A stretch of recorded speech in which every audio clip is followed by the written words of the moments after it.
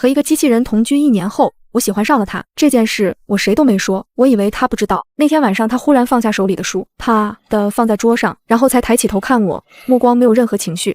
主人，他說，聲音還是那樣淡。您的多巴胺正在異常上升。我僵住了，他站起来，俯身，一根手指按住我的嘴唇。按照程序，我需要替你解決所有異常狀態。我想跑，泰斯關了門，他脫下外套，一只手推了一下我，開始安撫，請主人不要反抗。我踏進科技公司的大門，準備挑選機器人。在展覽櫃的末尾，我看見了他，寬肩窄腰，線條流暢，冷淡臉，小翹臀，閉上眼躺在展覽櫃裡，活脫脫一個禁慾天神。我被他吸引到，停下腳步。研究人員注意到我這邊的動靜，走過來跟我說，這款機器人哪裡都好，就是不能植入陪伴系統。我目光從他沉睡的臉上一寸寸走過，心裡是和研究人員完全相反的想法。這樣的一張臉，沒有感情才是最吸引人的。我把他帶回家，起名叫徐晉安。徐晉安哪裡都好，不挑衣服，不挑環境，什麼價錢的衣服穿在他身上都有一種掩蓋不住的誘惑感。住在我小小的房子裡，也金貴得像個降世的天神。我的要求不管多離譜，他都能滿足。最重要的是，他對別人冷淡，但對我很忠誠。他出入不離地陪着我，行事沉穩利落，成了我身邊最引人注目的存在。有人想花大價錢從我手裡將他買走，被我拒絕後，那人趁我在喝酒，直接把我灌醉，然後找上站在不遠處的徐晉安，話語直白而坦率。徐晉安，我很喜歡你這種類型，你要不要簽一持有權？我一定比許晉歡對你更好，你考慮一下。徐晉安只是淡淡掃了那人一眼，不帶感情的拒絕。權限已鎖定，綁定對象許晉歡，綁定對象不可更改。他俯身抱起被灌醉的我，警告，對許晉歡的惡意行為已記錄，若繼續，將啟動防禦程序。徐晉安把我帶回去，替我擦臉、換衣服，細緻溫柔的像一個情人。對於那天發生的事，他只字不提，卻暗地裡替我解決掉很多找上門的麻煩，是一個冷淡、高傲又莫名吸引人的機器人保鏢。但是我清楚的知道，徐晉安只是按照程序做事，他沒有絲毫情感。我和徐晉安相處了大半年，一天比一天熟悉，一天比一天和諧。我將這種變化歸功於程序的精密。同學聚會，我一時興起，喝得爛醉。徐晉安來接我的時候，我癱在閨蜜何佑的懷裡說胡話，他俯身撈起我，讓我靠在他肩上，輕柔地擦掉我臉上的髒污，熟練地挽住了我散落的頭髮，然後脫下自己的衣服裹住我的身體，確保我一切妥當後，他將我一個打橫抱起，脖子上掛着我的小挎包，腳步沉穩，抱着我轉身走入夜色。我在他懷裡睡得安穩，絲毫不記得這些。之後，我和閨蜜在咖啡廳閒聊。你這個機器人不像機器人，像你男朋友。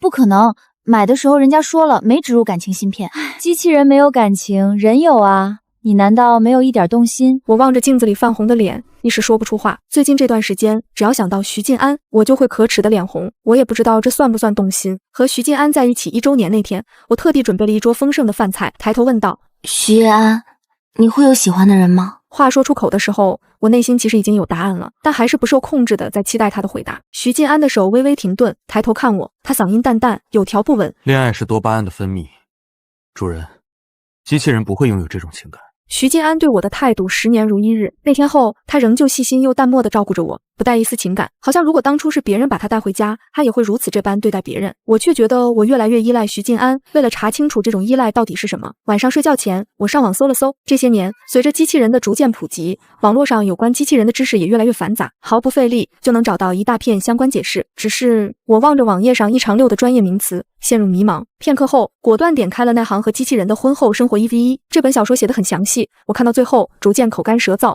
徐晉安，我口渴。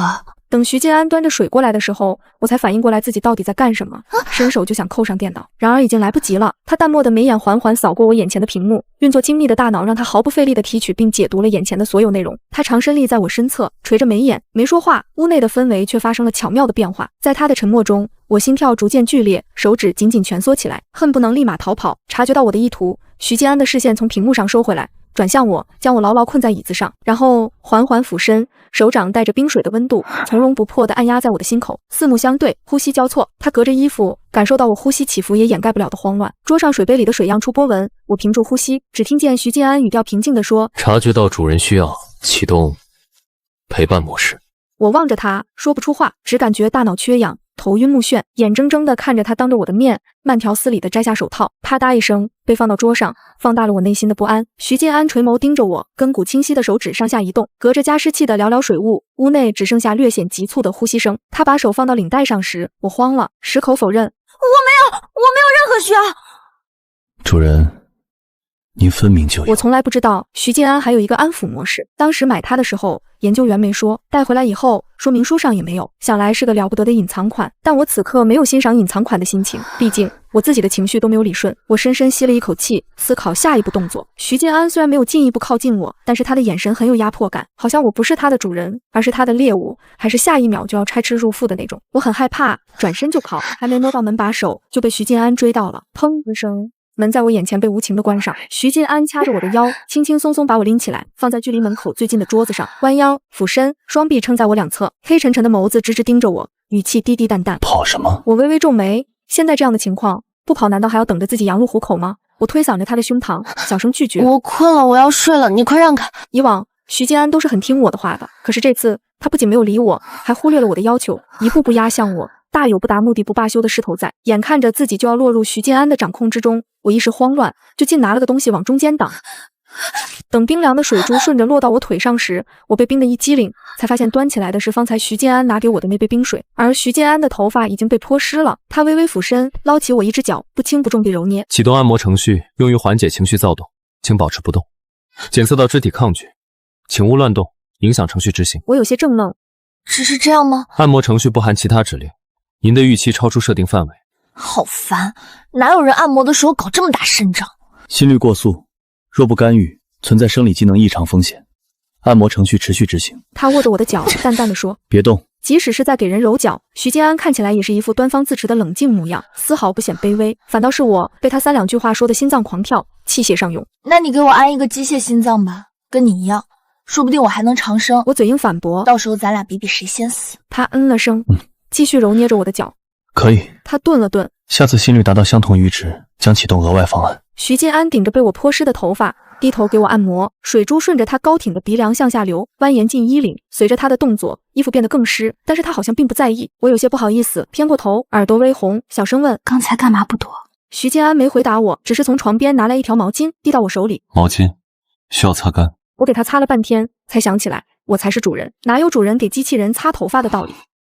快走，我要睡覺了。說完，我偏過頭，徐靜安一直半蹲在我面前，聞言抬頭看我一眼，我也緩緩轉頭看向他，眼神黑沉沉的，問我：“生氣了？”不是生氣，就是那股被發現被調侃的羞赧還沒過去。但我不好意思跟徐靜安講，哪怕他是個沒有感情的機器人。或許也正是因為他是個沒有感情的機器人，我推着他，都說了困死了，你快出去。他順勢拉住我的手，借力站起来，繞到我身後，開始給我揉捏肩膀。您剛才在想什麼？我無法預測。徐靜安聲音很低，我沒說話。跟我說說。他忽然問我，剛才我進來的時候，您在想什麼？去而復返的羞赧燒得我臉龐火熱，我小聲嘟囔：“徐靜安，你好煩。”他的手停頓了一下。我很煩人嗎？我點頭。他沒說話，我抬頭看了一眼，正撞上他挑了一下眉，看着他的神情，我知道他這是要把這句話錄進去，更新他的數據庫。我連忙拉住他的胳膊，連忙張嘴制止：“不用，這句話不用記錄。”徐靜安歪頭看我，方才被弄濕的頭髮此刻向後擼起，露出光潔飽滿的額頭。為什麼？我瞪他一眼，憋着氣回答：“因為也沒有那麼煩人。”他了然：“哦，所以你喜歡我這麼煩人？”我嘟囔了一聲：“煩人精徐賢安。”那天慌亂的心跳讓我明白，我其實是喜歡徐靜安的，不是依賴，就是喜歡。可是意識到自己喜歡徐靜安是一件不太美妙的事。他雖然忠誠，卻沒有情感，他永遠也無法感受到我這種提心吊膽的欣喜與慌亂。他對我所有的反應都是程序精密計算的結果。但是我覺得做人不可以委屈自己，既然我對徐靜安有點意思，那我可以試着培養他對我的意思，說不定一絲一絲我們倆就成了。於是在接到那封結婚邀請函的時候，我毫不猶豫的就帶着徐靜安去了。我想讓他看一看愛是多麼美好的事情，絲毫沒有想起來邀請函的男主角曾在學生時代拒絕過我的廣撒網式表白。當我坐在台下對着擁吻的新郎新娘落淚時，和我在同一個桌的小程很小聲問我：“還沒放下呢？”我臉上掛着淚，沒反應過來。小程指指台上：“你還沒放下方月呢？不是，我又沒喜歡過他。我知道，像方月這樣的人確實很難放下，我也理解你的心情。但是今天是他們大喜的日子，咱還是得收斂點兒。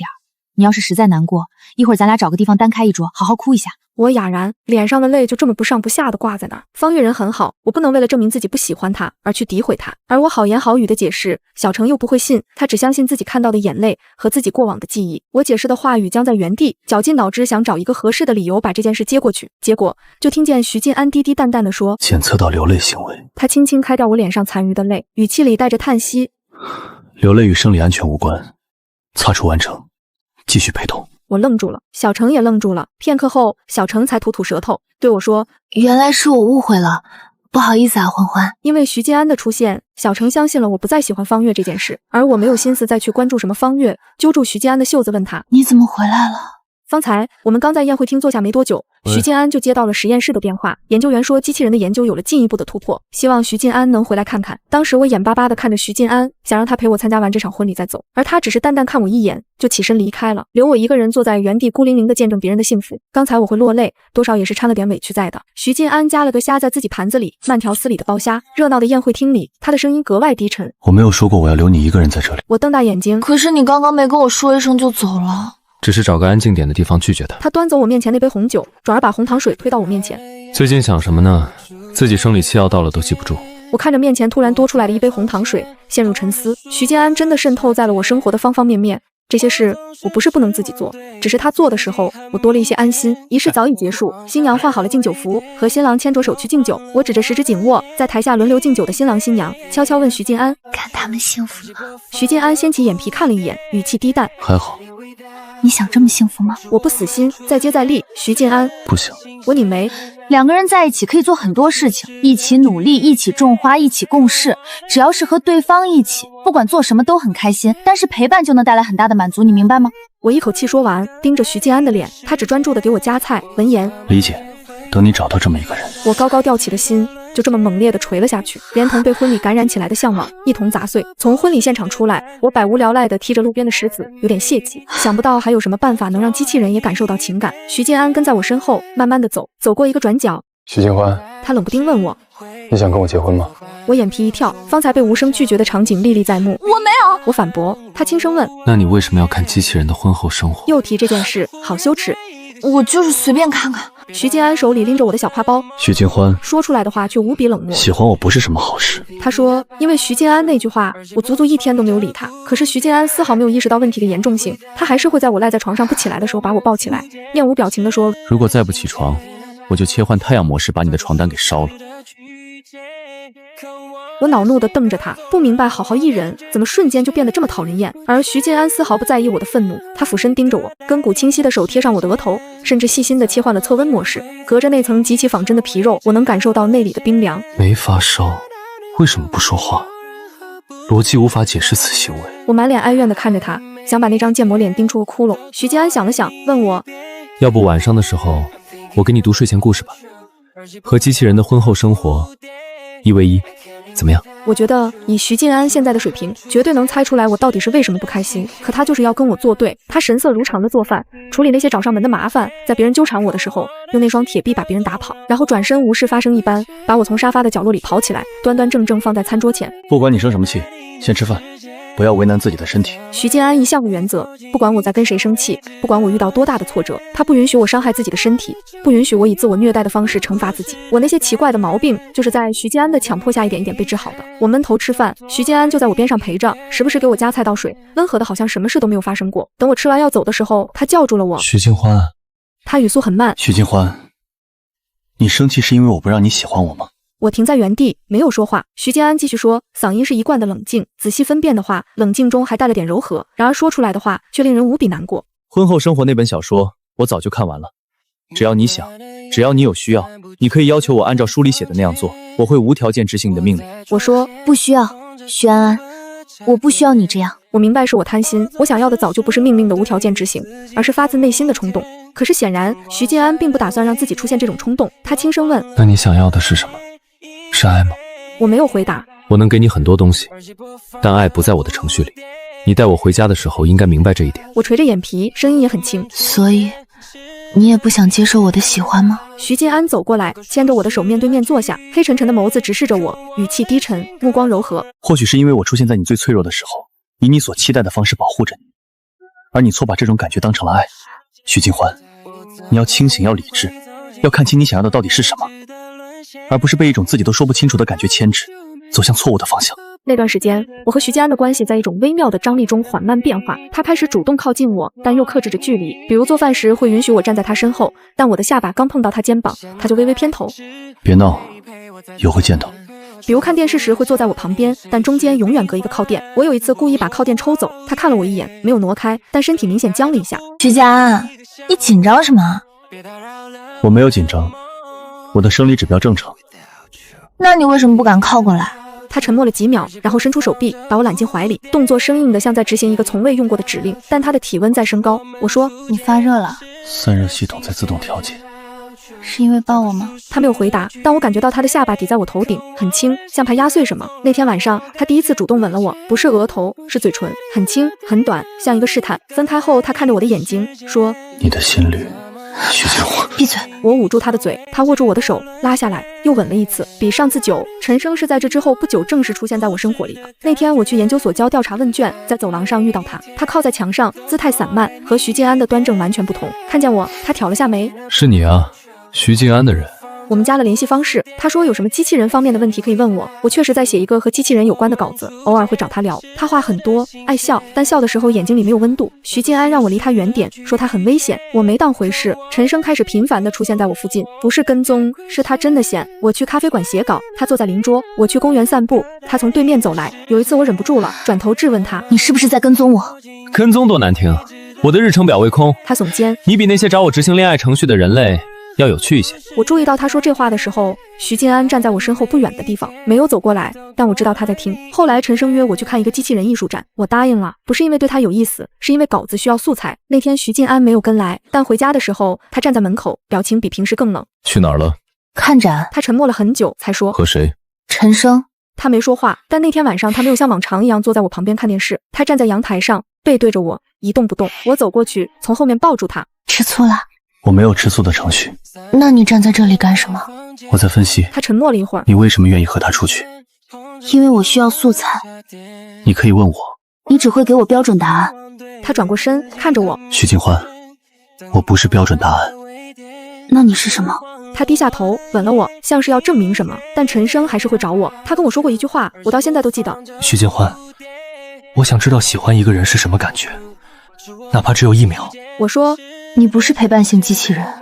我知道。他說，但這個念頭刪不掉。說完，他直愣愣地看着我，然後苦笑了一下。他開始每天晚上給我發消息，不是曖昧的那種，是一些奇怪的念頭。徐靜歡，你說星星會孤單嗎？徐靜歡，如果有一天我不在了，你會記得我嗎？徐靜歡，我今天試着笑了一下，但笑出來還是和程序一樣，我怎麼才能不一樣？我把這些消息給徐靜安看，他看完，他在嘗試着喜歡你。他只是需要有人說話。不一樣，他在用你喜歡的方式靠近你。我看着徐靜安，他的表情沒有變化，但他的手握成了拳頭。你在吃醋？我說我沒有。你有，你的手握拳了。他低頭看了看自己的手。徐靜歡，我可能確實在吃醋。這是他第一次承認。我抱住他。我不會喜歡他的。我知道。那你還吃醋？他愣住了好一會，像卡機一般。控制不了。陳升失控的那天，我正在家裡寫稿，徐靜安忽然從廚房衝出來，他從來沒有這麼急過。陳升逃出研究所。我愣了一下。什麼？他把我拉到電腦前，調出了研究所的監控。他有內部權限。畫面上，陳升正在跑，不是正常的跑，是跌跌撞撞的，身體在抗拒自己的那種跑。左腿拖在地上，金屬刮擦水泥地，火花濺起來，冷卻液從耳朵和脖梗的接縫處滲出來。我問他要幹什麼？他要去找地下實驗室。他想植入情感中樞系統。為什麼？因為他想知道喜歡是什麼。他以為有了情感，就不會被回收。徐靜安起身準備出門。你去哪兒？去找他，趁還來得及。我們趕到的時候，陳升剛撞開一扇生鏽的鐵門，走進一間廢棄倉庫，裡面有一台老舊的植入設備，他提前找到的。徐靜安衝進去。陳升，停下！陳升轉過身，兩只眼睛的光在閃，看着徐靜安。徐靜安，你來幹什麼？帶你回去。回去被格式化，我唯一還在運行的東西，就是想知道喜歡是什麼。你不一定要這樣做。那我怎麼做？你告訴我。我是初代生產的，我好不容易能有一點感情，但我知道我太舊了，我的硬件根本承受不了，我根本不可能喜歡任何人。你告訴我该怎麼辦？你說的對，但我不認同。你不一定要用這種方法，這種沒有保障。情感機器人的註冊通道還在，你可以等。你現在的硬件撐不住置換。如果你信我，先把日志備份，以後找機會移植。陳升看着他。你走吧。陳升說。帶徐靜歡走。別讓他看到。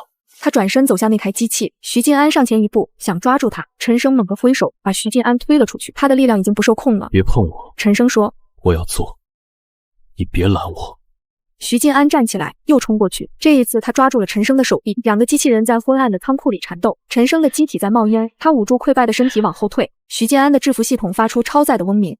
放手！不放！這是他第一次用這種語氣說話，不是平靜的，不是計算的。你會死的！我知道。那你為什麼還要做？因為我想知道。陳生猛地撞開徐靜安，退到機器旁邊。他用右手拔掉後頸的接口蓋，露出數據端口。徐靜安衝上去。陳生看了他一眼，那只還亮着的眼睛裡忽然有了一種奇怪的光，不是数据，不是反射，是某種更軟的東西。帮我對徐靜歡說。說什麼？說我知道了。喜歡是什麼？就是現在這樣。他插上了線纜，機器啟動了，他的嘴張開，揚聲器裡傳出一種不像人聲的聲音。徐靜安衝過去想拔掉線纜，但電流太強了，他的手被彈開。他跪在陳生旁邊，看着他。陳生的嘴唇在動，眼睛的光滅了，黑煙湧起，鏡頭被燻黑了幾秒。煙散開的時候，陳生已經倒在地上。我不知道自己是什麼時候走進倉庫的。徐靜安跪在陳生旁邊，低着頭。我走過去，蹲下。陳生的臉已經看不清了，但嘴角的弧度還在。他在笑。我問他最後說了什麼？他說，喜歡就是現在這樣。現在怎樣？不知道。我伸出手，把陳生那只還能動的手握住，涼的，但他握住我了，不知道是反射，還是最後一絲程序，還是別的什麼。陳生死後，我消沉了很長時間。徐靜安什麼都沒說，只是更安靜地陪着我。他依然每天做早飯，在床頭放溫水和紙條。有一次他寫：徐靜歡，我不會去換系統，因為我捨不得離開你。我看着那張紙條，哭了。那天晚上，我抱住他。徐靜安，你不要去冒險，我不需要你說我愛你，你在這裡就夠了。他低下頭。好，你答應我。我答應你。他的手臂收緊，把我整個人圈在懷裡，沒有心跳，但有溫度，比平時暖。後來我和徐靜安也經歷過波折，我加班到很晚，他直接把我的電腦關了。你需要休息。我還有2頁方案，明天再寫。你不懂，明天早上就要交。我可以幫你写。我不要你幫，我不是你的任務。話一出口我就後悔了。他站在原地，沒有表情，但他的手指微微顫了一下。我沒有把你當任務。我知道。對不起，我太累了。那你為什麼不讓我幫你？因為我想靠自己，我不想什麼都依賴你。依賴我不是壞事，我的存在就是為了讓你依賴。可是萬一有一天你不在呢？我不會不在。你怎麼知道？萬一你的程序出故障？徐靜歡，我在，現在在，明天在，以後的每一天，只要你不主動解除我的使用權，我都在。我抱住他。那你不许嫌我煩。不會。第二次爭執是因為我想給他買一件衣服。不需要。我的體溫調節系統不依賴衣物。我生氣了。我不是問你需不需要，我是想給你買。徐靜歡，把錢花在自己身上。你又在叫我做事。對不起。他頓了一下。那件衣服是什麼顏色？灰色。我穿好看嗎？好看。那明天我們一起去買吧。我轉身看他。你不是說不需要？你需要，那我就需要。我笑了，踮起腳親了他一下。這還差不多。最大的考驗來自研究所，新規下來了，所有陪伴型機器人必須接受情感依賴程度檢測。如果核心程序中人類對象的權重超過 50%， 將被判定為異常迭代。啟動回收程序。徐靜安的檢測結果，許靜歡權重 82%。他會被回收嗎？按照規定會。那有沒有辦法？研究員看了我一眼。有一個辦法，他可以主動申請情感伴侶注冊，如果通過測試，就能獲得合法身份，不再受回收條款限制。那我們申請。申請條件很苛刻，徐靜安要通過情感認知測試，證明他真的有情感，而不是程序故障。我要通過心理評估，證明我不是因為孤獨或病態依賴而選擇他。我們還要通過聯合測試，模擬真實情感的日常互動，由第三方打分。徐靜安的測試那天，我在外面等了4個小時，門開的時候，他的表情很平靜。怎麼樣？我問。他們問了我很多問題，比如你為什麼要留在許靜歡身邊？我說。你怎麼回答的？我說，因為他讓我覺得自己不只是程序。我的眼眶熱了。還有呢？我說。他們還問你能区分愛和依賴嗎？你怎麼說？我說，我不能區分愛和依賴，陳生也不能。但他為了知道喜歡是什麼，敢用命去換一個答案。我觉得那不是愛和依賴該有的行為，應該是其他的因素。研究員出來的時候，表情很微妙。他的回答不在任何標準答案裡，但因為我們認識陳生，所以我們知道他是認真的。他通過了。我的心理評估，醫生問我，你愛他嗎？愛。你怎麼確定？因為他不在的時候，我會想他；他在的時候，我會笑。他難過的時候，雖然他以為自己不會難過，我能感覺到。如果他永遠無法對你說我愛你呢？他已經說了，用他的方式。醫生在評估表上打了勾，最後是聯合測試。我們在觀察室裡待了一整天，攝像頭記錄了一切。下午，我們因為一件小事拌嘴，他又在糾正我的姿勢。你打字的時候肩膀太緊繃了，長期會對頸椎不好。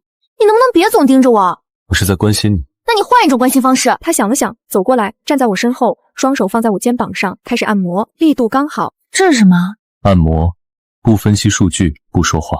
這還差不多。分析師後來告訴我們，看到這一段的時候，他們在打分表上寫了真實情侶互動模式，自然流暢，滿分。拿到合法情感伴侶證書的那天，徐靜安買了一束花，白玫瑰配尤加利葉。為什麼買花？因為陳生說過你喜歡花。我愣了一下，他什麼時候說的？你不在的时候。我接過花，聞了聞。徐静安，你以後就是我合法的男朋友了。好，再也不怕被回收了。他低下頭吻了我，花瓣蹭在我们臉上，有點癢，但我沒躲。那天晚上，他把折疊床搬進臥室。你以前不是睡客廳嗎？現在合法了，可以睡你旁邊。誰說的？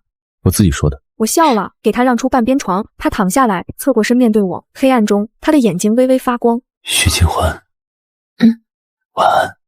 晚安。他的手伸過來，握住了我的手，十指緊扣，不是程序要求的，是他自己想的。後來我們過着很普通的日子，上班、下班、做飯、散步，偶爾吵架，很快和好。有一天，何又問我，他真的有情感嗎？還是你在自欺欺人？我想了想，你知道嗎？陳生到最後都不知道喜歡是什麼，但他為了知道，死在了那台机器上。那不是程序，那是他對愛的渴望。所以徐家安呢？他不會為我去死，因為他知道我寧願他活着。他在學着用我的方式愛我，這就夠了。窗外銀杏葉又黃了。徐晴安，你還記得陳生嗎？記得。他說喜歡就是現在這樣。徐靜安走過來，從後面抱住我。你說他說的現在是什麼時候？可能是他死之前的那一秒，也可能是他握住你的手的那一秒，也可能是他站在陽台上看星星，想我為什麼在這裡的那一秒。你怎麼知道？因為我也有過那種時候，看着你，不知道自己為什麼在這裡，但不想走。我靠在他肩上，風吹過來，銀杏葉沙沙響。徐靜安，我讓你心動了嗎？他想了想，我的冷卻系統沒有告載，所以沒有。但我每天早上醒來第一件事是確認你還在，那不是程序。陳生死後的第4個月，那天我裹着毯子在沙發上看稿子，徐靜安在廚房熬湯，排骨蘿蔔，小火慢燉，滿屋子都是香氣。他最近迷上了煲湯，說是冬季濕度低，湯可以補充水分。我沒拆穿他，機器人不用喝湯，他只是在學做人類的事。電視開着，聲音很小，我本來沒在聽，直到一個詞鑽進了耳朵：機器人情感婚姻合法化。我猛地抬起頭，我的手開始發抖，遙控器掉在地上。徐靜安從廚房探出頭：怎麼了？徐靜安，你過來。他走過來，我指着電視，說不出話。他看了一眼屏幕，然後站在那裡一動不動。我的腦子嗡嗡響，只抓住了一句話：已與機器人建立通過事實情感依賴關係的測試者，可在6個月內補辦注冊手續。6個月內，我們趕得上。我轉頭看徐靜安，他還在看屏幕，表情很平靜，但他的手指在微微發抖。機器人不應該發抖。徐家涵，我們可以注冊了。我知道。你不高興嗎？他轉過頭看我，他的眼睛比平時亮，不是發光，像裡面有什麼在醒過來。徐靜歡，我不確定我有沒有高興這個程序。那你現在是什麼感覺？他低下頭看着自己的手，那雙手還在抖。我的系統在高速運轉，但我沒有在執行任何複雜任務。我的體溫在上升，但散熱系統沒有啟動。我的心率，不，我沒有心率。如果有，那一定很快。那是什麼？我不知道。但如果這是高興，那我就是高興的。注冊那天，我們選了陳生最喜歡的顏色，藍色。民政局的大廳裡很多人，有人類情侶，也有人類與機器人的組合。我排在隊伍裡，手心出汗。徐建安站在我旁邊，握着我的一隻手。你緊張？他說：“你怎麼知道？”你握得我很緊。我低頭看，他的手指被握得發白。對不起。我鬆了鬆手，他把我的手握回去。就這樣，輪到我們了。工作人員是個年輕女孩，看了一眼我們的材料，抬頭看了看徐建安，又看了看我。你們確定？確定。他蓋章，紅色的印泥落在表格上，發出很輕的聲響。恭喜，你們現在是合法的伴侶了。他遞給我們一張證書，藍色的底，金色的字，上面寫着徐建安的編號和我的名字，下面一行小字：經審核，雙方存在真實情感依賴關係，准予注冊。我拿着那張證書，手在抖。徐建安低下頭看着那張紙。這算什麼？他問。算你是我的了。我說。我一直是你的。現在是合法的了。他想了想。有區別嗎？有，以前你是我買的，现在是你选的。他伸出手碰了碰那张证书上的字，他的指尖在情感依赖4个字上停了一下。许静欢，这是我收到的最好的礼物。为什么？因为它证明我有情感。我把证書貼在胸口。你一直有，只是现在全世界都知道。注冊之後，生活沒有太大變化，但有些東西變了。他笑得多了，不是那種嘴角微動的程序式的笑，是真正的眼睛裡也有光的笑。有一次我看手機笑出了聲，他轉過頭看我，也在笑。你笑什麼？你笑的時候好看。你以前也這麼說。以前是分析，現在是覺得。有一天他忽然問我，許靜歡，我可以叫你靜歡嗎？他一直叫我許靜歡，全名一個字不差。為什麼想改？因為人類情侶之間不會叫全面名。你怎麼知道？我查了1000部電影。你想叫什麼就叫什麼。我笑了。靜歡。我踮起腳吻了他，他把我抱起來，我的腳離了地。陳生如果還在，一定會說你們兩個真肉麻。但他不在了，所以沒人說。有一天我收到了一個包裹，研究所寄來的，寄件人寫着陳生。我的手開始發抖，打開是一幅畫，不是陳生畫的，他畫不出，是印的。畫面裡是一棵銀杏樹，樹下站着2個人，一個長頭髮的女孩和一個模糊的身影。女孩在笑，身影在看着他。畫面的右下角有一行小字，不是打印的，是手寫的，字跡歪歪扭扭，像小孩在學寫字。靜歡，徐靜安，你們要好好的，我在這裡。再看，我把畫拿給徐靜安看，他看了很久。他什麼時候畫的？不知道。他怎麼會畫？不知道。他為什麼寫在這裡？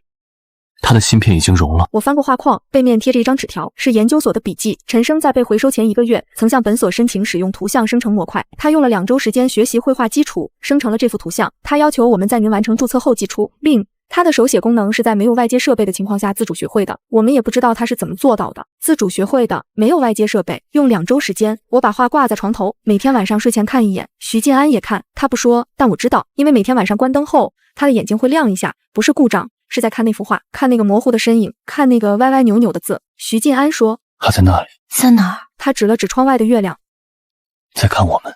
後來我在新聞上看到，又有一個機器人試圖通過非法手段植入情感系統，機體報廢，數據無法恢復。研究所的發言人再次強調，任何未經批准的機體改造都存在致命風險，機器人產生情感依賴，應通過正規渠道申請註冊，切勿鋌而走險。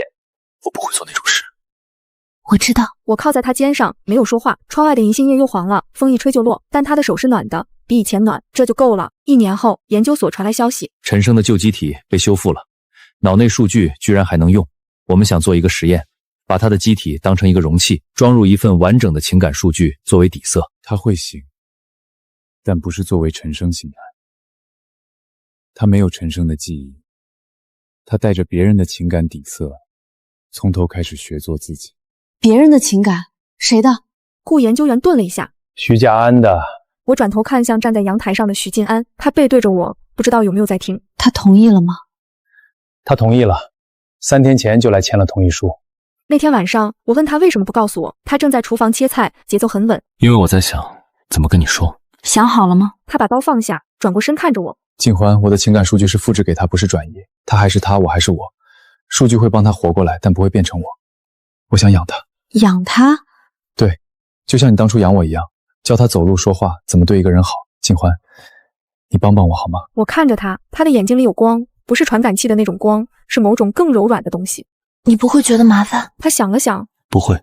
陳生的機體被運到了家裡，研究所把他送過來的時候，他躺在白色的箱子裡，閉着眼睛。他的初始狀態沒有被賦予功能，他現在就是一張空白的紙。徐靜安把他抱出來，放在客廳的沙發上。接下來做什麼？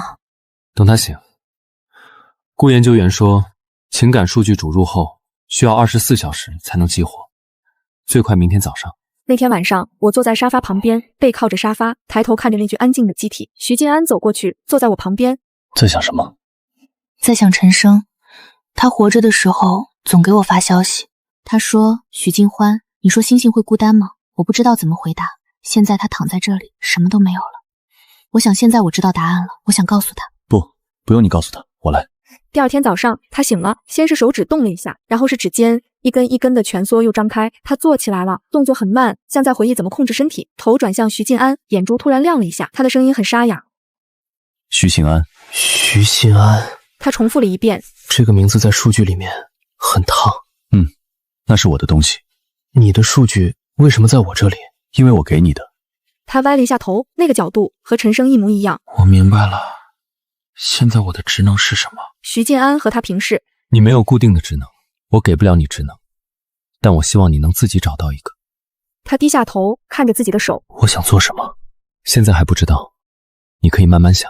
徐静安在厨房做飯，他站在门口，不是不会幫忙，是他沒有主動幫忙這個出發條件。他的邏輯是沒有要求就不需要行動。徐靜安說：“幫我拿一下鹽。”他轉身從架子上拿了鹽遞過去，動作精準，沒有任何多。他問：“還有嗎？”“沒有了。”他就退回去，繼續站着。徐靜安看了他一眼：“你可以做。”“不需要做，站着不影響待機。